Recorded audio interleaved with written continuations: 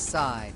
And that breaking news, dozens of people quarantined after an envelope containing a suspicious powder was dropped off at a health center in Beloit. Now investigators think they know what that substance is. We go live to Lacey Crisp in Beloit, where the fire chief just gave us an update. Lacey.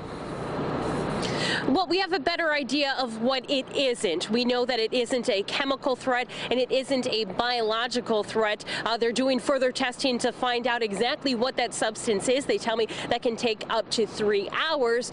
But in the meantime, you have a lot of crews here still waiting, still keeping this area contained to make sure, just in case it is something dangerous, that no one else is hurt. But as I said, investigators are still trying to figure out what it is.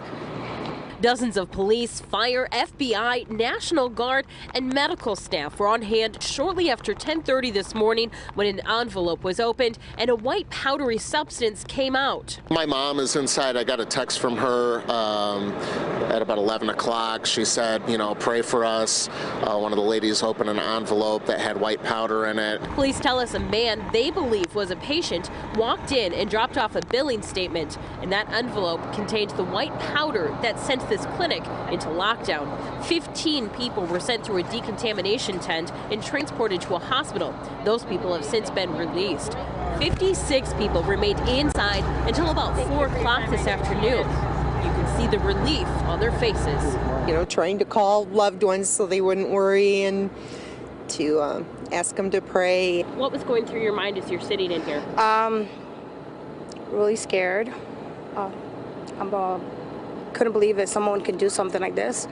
It's very harsh. I mean, if it's a joke or a prank, it's not funny.